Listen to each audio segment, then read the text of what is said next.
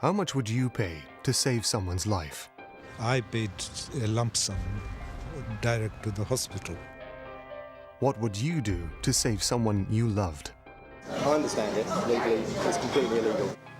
How far would you go if a member of your own family was dying? It's completely wrong. I have to say, my mind has changed. One woman is about to find out.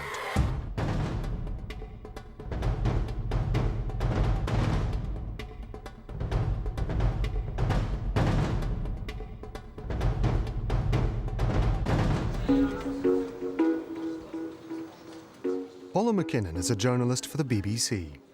Working in the newsroom, one news story recently had a significant impact on her personal life. Last year, there were 1,800 operations, but the number of people who needed a transplant was over 5,000. The problem is there are simply not enough organs being made available for transplant, although it's thought 9 out of 10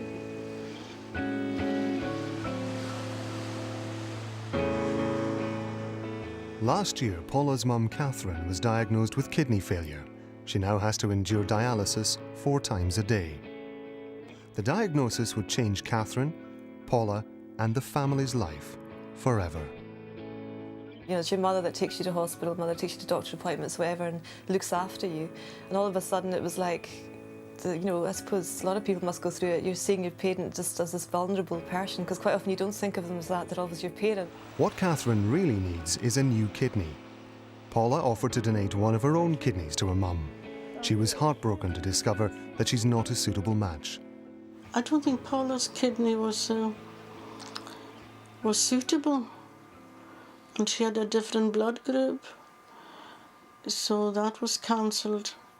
It's heartbreaking because you really want to help as much as you can. You want to make it better, and you know, I tried to make it better in terms of trying to donate a kidney to her, and you know, I'm not able to.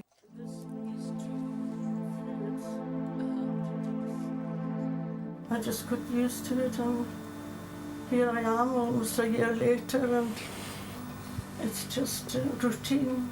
With no suitable matches, Catherine now joins the hundreds in Scotland waiting for a suitable organ donor. The clock is ticking for Paula and her family. Last year, 1 in 10 people died in the UK whilst on the transplant waiting list. I mean, she is going to get worse. It can be maintained for a while, but she is older. She does find it difficult. She can put a brave face on it sometimes, but there are times when it does really get to her and she gets really down about it. I think when illness affects your family or your life so directly, then you do take that moment to start to think about the wider picture, the bigger picture, and about your relationships, and not take her for granted anymore, because my goodness, I've realised I have to take my parents for granted big time, and you know, they're not going to be here for, well, an awful lot longer probably, and each time is precious. Paula's mother is one of over 600 people in Scotland waiting for a new kidney. A statistic Paula is desperate to change. A statistic causing others to take desperate and even illegal measures.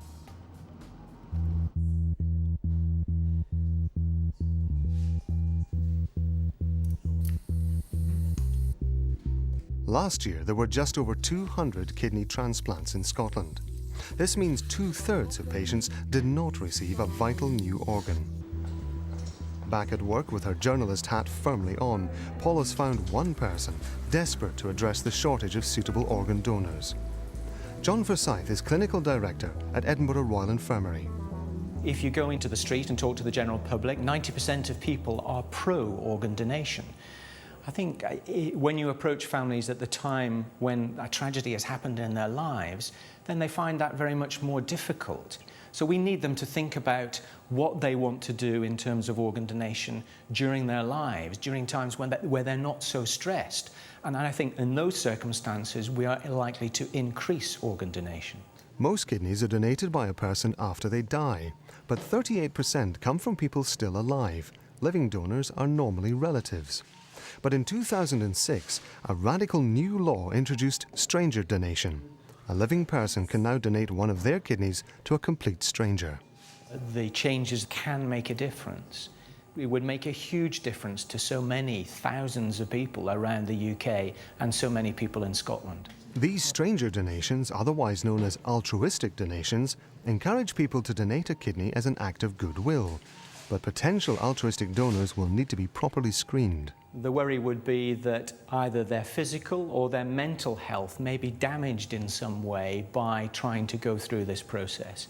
And I think there are a number of people who will come forward who will be in that situation. But likewise, I think there are some people who have looked at this very carefully, they've thought about it very carefully, they know the positives, and they've also taken on board the negatives, and they have made an adult decision, a competent decision to go ahead. I think that is an entirely reasonable thing to do, and I think we should support that.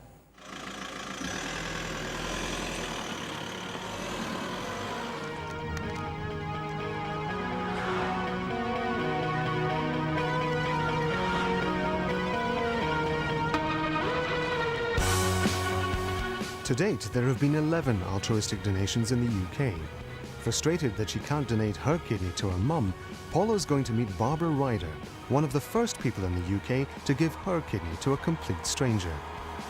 Could more people like her be the answer to solving the kidney shortage in Scotland? I had heard something on the radio, I think it was Radio 4, and they were talking about it. And it suddenly clicked in my mind that it's something that I could do. I reached the age where that one does want to be quite altruistic. Barbara has now made a full recovery, but as she explains, the process of donation was intense and time-consuming. The process is extremely tedious and wearing, and you have to be quite strong and determined to go ahead because they want to put you off. I think that's the main thing. They do want to sort of make sure that you're really determined to do it. You're psychoanalyzed, you have test after test after test, blood tests, kidney function tests, and if they're fine, it's like a hurdle. And each one is a hurdle, and if you jump that hurdle, everything's fine, and it moves on to the next stage. After passing all the tests, Barbara finally donated her kidney. 7 months ago, she met with the recipient. To meet her here, such a wonderful person, and a delight to meet. Yes. I think your smile says it all. Yes. His name is Andy, and his wife is Hilary, and they walked through the door, and we had quite an emotional meeting. Well, of course, which is what would be expected. With no regrets, Barbara now encourages others to do the same. Why not? You know, one to spare. Why not do it? And if you can save a life, which is what you're doing, it sounds dramatic, but you're saving a life. And if this is the way you could do it, then do it. And I encourage people, but you have to be more than a certain age, and you have to be very, very sure.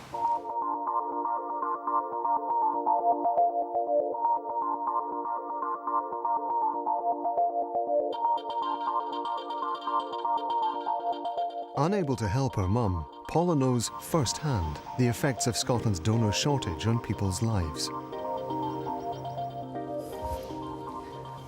Well, I've thought about it long and hard, and searched my heart about it, and I've decided that I am going to go ahead and I'm going to donate my kidney to a stranger, to someone I don't know, because it will change their life hugely, and it's probably the best thing that I could ever do in my life. So I've weighed it all up, and I've thought about it totally rationally in my quiet moments at night, and I'm going to do it.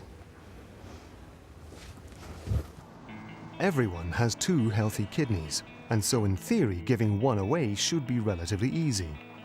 Breaking the news to her family that she wants to save a life should be straightforward, but life is never that straightforward. I was, scared, first of all, to be honest, about doing it. Even when I thought I was going to donate to you, I have to admit I was a bit kind of nervous about doing it. But I looked into it, and the risks in someone donating a kidney are tiny, really small. It's giving somebody else a chance of life, the chance of a fuller, fitter life, and something that was inconvenience to me for a few months. But what I can give that person is just phenomenal. Paula's parents disagree. If it happens to one kidney got left, what do you think then? With 2 kidneys, you would maybe a better chance of being healthy. You're healthy with one kidney, though. You're not as healthy as two. Can't be. Well, you can live with one perfectly healthily. Yeah, I think. But do you not think I should do it? No, I don't think so. I don't know, I can't get into that way of thinking at all. I don't think you can interfere with your body that way without some effect in some way or other. When did you become a doctor? But he wouldn't have said to you unless there was a good reason. I can understand my parents being concerned about my health, I guess. You know, because I'm my parents, and I'm of course concerned about their health. But I hope they can see exactly what I'm doing and the reasons I'm doing it, and the bigger picture, which is to help somebody like them.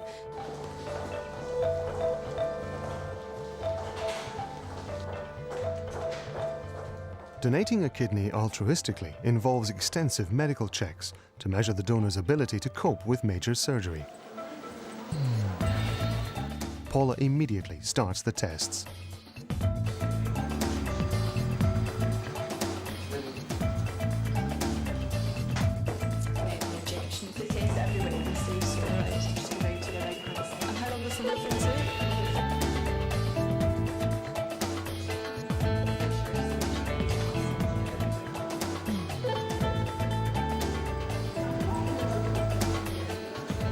I'm just going to put this turn quite tight just now.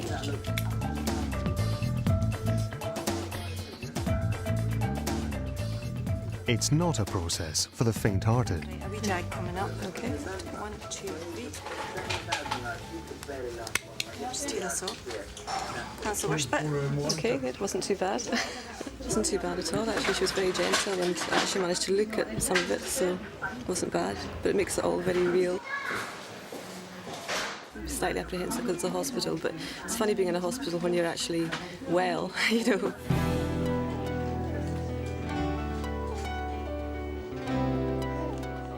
While Paula tries to ease the problem of a national shortage of donors in her own small way, back at the BBC, using her journalistic skills, she's found others who are trying to take advantage of the desperation for healthy kidneys. It's astounding, to be honest, because it's right there in black and white in front of you. I mean, anyone can do it. Just Google kidneys for sale, and you've got kidneys. Selling organs is illegal in the UK. Last year, the first case came to court. Daniel Tuck received a suspended 12-month sentence for trying to sell his kidney on the internet. Daniel Tuck from Oldbury in the West Midlands is the first person to be prosecuted under a new law preventing the sale of body parts. With thousands literally fighting for life, Paul has discovered a growing number of sellers willing to cash in on this need.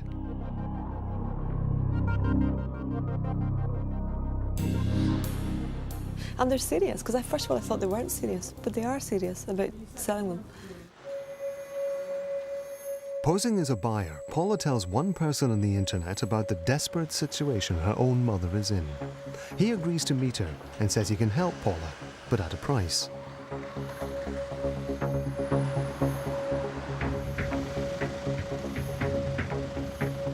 He probably thinks he's onto a really good thing here, that, I'm come down and I'm, got loads of money, I'm so vulnerable and so upset that I'm going to just hand over all my money to get a kidney. And, hundreds of people, probably thousands, probably would. So in some ways, I guess, maybe I feel a bit angry at him, and I want to try and suss him out. Meeting in a cafe, Paula's armed with a secret camera. She wanted to position herself before the seller arrived, but he's already there. Eric? How are you doing? I'm good, how are you? Nice to meet you. Within minutes, he's talking money. I've read an article about a guy who's done it, and I thought, well, why not? Yeah. The guy who sold it got £60,000 for it. And I suppose I've been thinking, the price of a new Mercedes sounds like a fair deal. I understand that legally, I don't know what you know about this, but I understand it legally, it's completely illegal. We could both get into big trouble. I could be seen as the victim. Yeah. On the other hand, I could be seen as exploiting your situation. I don't know. I mean, it depends which angle you look at it. Yeah, I suppose. I haven't shocked you with what I said in terms of the price, so you think is what you kind of expect or something like that. That's fine. Okay.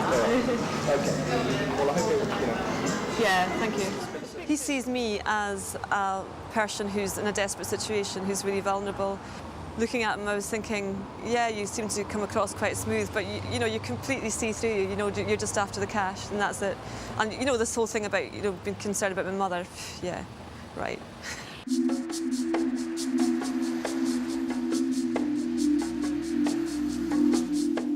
Back in Glasgow, Paula's tests continue, but months of assessments are starting to take their toll.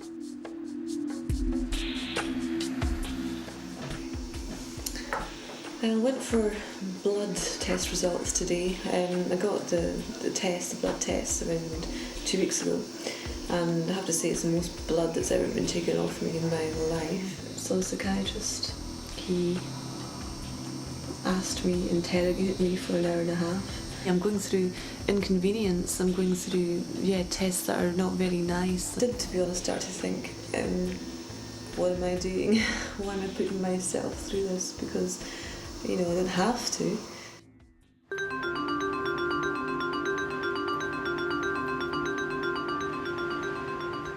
After 10 months of tests and still no answers, Paula questions how a black market in kidneys can operate under such intense scrutiny. Then she hears from one woman who wants to sell her kidney and claims she knows exactly how to beat the system. There's one test that I have to do. If I am the donor, I'll have to go to a psychological test. And I'm prepared for it. As in, like, they'll ask me why I want to donate. And what would you say? There are so many people who just donate for altruistic reasons, and I'll say that I've always wanted to donate. And we could say that I'm your friend, and you asked me, and I said, okay.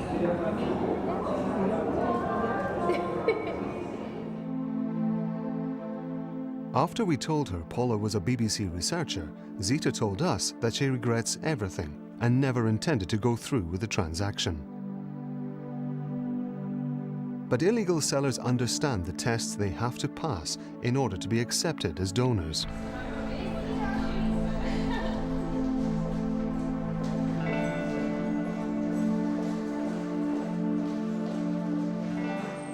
Back home with the secret camera packed away, Paula the daughter, rather than Paula the journalist, is finding these tests all too much. Test after test after test. You know, I know I'm a healthy person going through the system, but ultimately what I can do is get another person out of the system. My head is completely there and I want to do it and then carry on. Paula's frustration is understandable because one person dies every day waiting for a suitable donor on the transplant list in the UK. Some people are not prepared to wait in what can be seen as death row. Paula's off to meet one person who thinks he would be dead now if he'd waited in Britain for a suitable donor to come up. He took matters into his own hands. So difficult to predict. And I've seen instances of people waiting 7 or 9 years. Many people die while they're waiting. Mr. Kanji looked abroad for answers. He travelled to Pakistan, where a relative found him a suitable donor. He said to me that let the hospital procure a kidney for you and have a transplant done here. He paid £7,000 for a new kidney, but is this really any different from the black market Paula discovered earlier in Britain? I paid a lump sum direct to the hospital. I didn't pay anything directly to the donor, and I don't even know how much he got from the hospital. Buying a kidney was legal in Pakistan when Mr. Kanji had his treatment, although the law has now changed. He still feels uncomfortable with the seller's predicament. It doesn't jar with me because I have not done anything illegal. It jars with me that I may have unwittingly contributed to exploitation of the poor. Mr. Kanji joined the growing number of kidney patients who buy their new organ abroad, known as transplant tourists. The World Health Organization estimates that transplant tourism accounts for 10% of all kidney transplants carried out worldwide. Could transplant tourism be the answer for people like Paula's mum? International brokers set up buyers and sellers of a kidney for a price. Paula found a broker, Jim Cohen, based in LA, who agreed to speak to her via the web. If you needed a kidney transplant, for instance, I would find several doctors that would do the transplants. I think the current rate is $115,000 US for a kidney transplant. But Jim explains that only a small percentage of this goes to the donor. I don't know how much they get. It depends on the country. It could be a few $1,000s. It could be $3,000 or $10,000 or more or less. I don't know. Is this legal, Jim? What I'm doing is legal because I have no say in as far as obtaining the organ or making decisions about that. I simply coordinate it.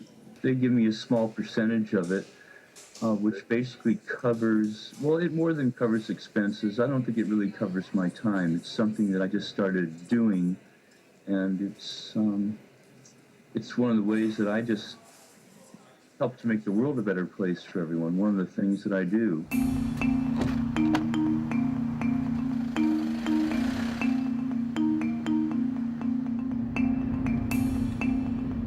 Jim Cohen and Nizar Ali Kanji suggest transplant tourism is a good thing.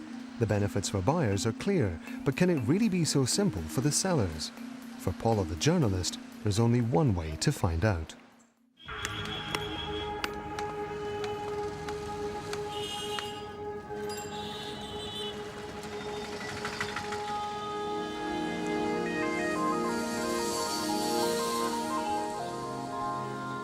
India is one of the largest exporters of kidneys to the UK. Arriving in India is like a completely different world in many, many ways. And I find it's so different.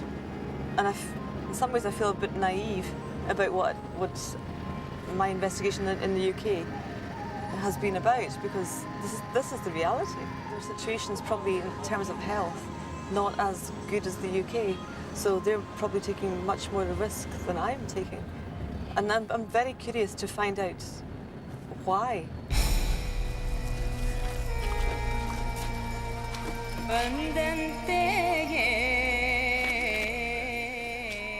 Paula visits southern India, where trade in human organs is booming.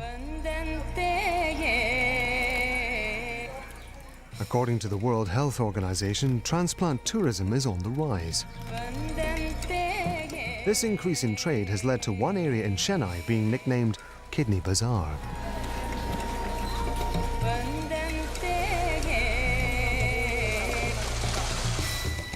Paula's off to meet donors who feel they had no option but to sell their kidneys to survive.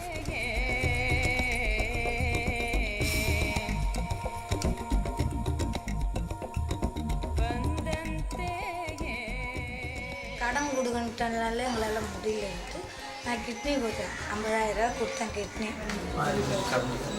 business பண்ண loss ஆயிடுச்சு business பண்ண loss ஆயிடுச்சு வேற வழி இல்ல எல்லாம் நெருங்க ஆரம்பிச்சிட்டாங்க அப்ப வேற வழி இல்லாத சரி கொஞ்சம் கொஞ்சம் கொடுத்து சமாளிச்சலாம் அப்படினு அதான். And the money isn't always as much as the sellers hoped for. ஏதோ 1 லட்சம் ரூபாய் கிடைக்குன்னு சொல்லிட்டுன்னு போனாங்க அங்க போனா பண்ணி முடிச்சதுக்கு அப்புறம் 35000 கொடுத்தாங்க. This is not the happy situation that people like Jim Cohen and Nizar Ali Kanji described.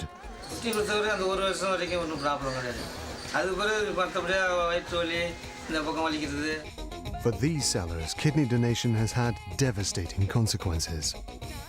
உடம்பு சரியில்லாதாயிடும் அடிக்கடிக்கு மழக்கம் வரும் இந்த பின்னாடி இடுப்பு வலிக்கும் ஏன்னா நாங்களே ரொம்ப கஷ்டப்படுறோம் எங்களுக்கு தெரியுது அதோட கொடுத்துட்டு நாங்கள் அதை கொடுத்து எவ்வளோ கஷ்டப்படுறோன்றது எங்களுக்கு தெரியும் அதனால் எங்களை வந்து யாருன்னா கேட்டாலும் நாங்கள் சொல்ல மாட்டோம் நீங்கள் போகாதீங்க கொடுக்காதீங்கன்னு தான் நாங்கள் சொல்லுவோம்.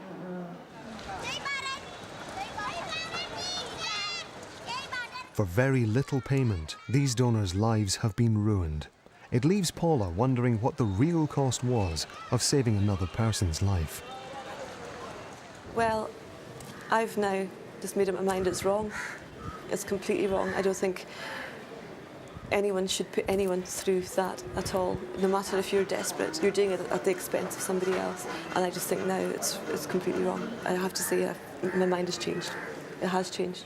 And it's the long-term health implications to the donor that have had the greatest effect on Paula. The long-lasting health effects that they talked about is really worrying, because I've heard completely different. I've heard from the doctors and surgeons that there's not at all long-lasting effects, that actually it's one of the most simplest operations possible. And that's what I mean, God's sake, I would not put my health in jeopardy if I thought it was going to be affect my life. Because although they call it an altruistic donation, ultimately it's quite, well, ultimately I'm quite selfish. I would not risk my life. You all right? No.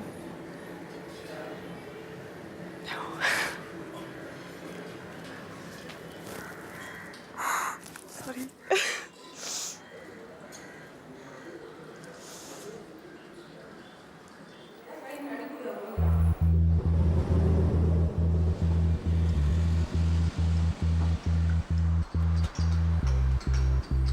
Back home, Paula's questioning her own desire to donate one of her kidneys to a stranger. She goes to visit Professor Nadey Hakim, former world president of the International College of Surgeons. He's seen the after effects of transplant tourism close up. I mean, I've seen disasters, patients coming back with ruptured kidneys, infections, and this costs thousands of pounds in the NHS to have this, the things like this repaired or fixed.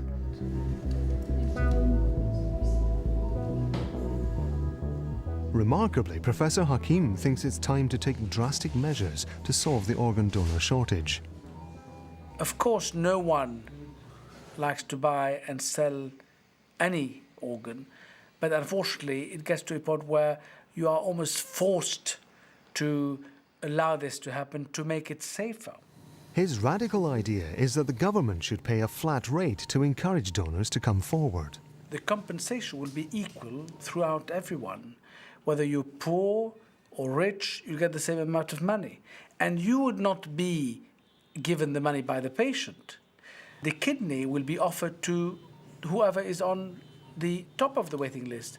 I do not believe that being paid a small amount of money makes it less of a gift. That particular donor, I still respect him as much as any other donor. He's still giving something so precious. He's a healthy human being who is going through a major surgery to help someone else. I do believe that eventually, one day, legalization will happen. We'll put it in ice for half an hour, 1 hour. By the time, and it will happen because there will always be a shortage of organs. And helping those many thousands of people on the waiting list to get a transplant by adding another way to increase the number of donors is not a bad idea. Professor Hakim might be too radical for many, but until the solution is found to address the shortage of organ donors in the UK, the desperation which Paula has witnessed is likely to continue. 10 months after offering to become an altruistic donor, Paula still waits to hear if her kidney will be accepted. And for the thousands on the transplant waiting list, time is slowly running out. Next week,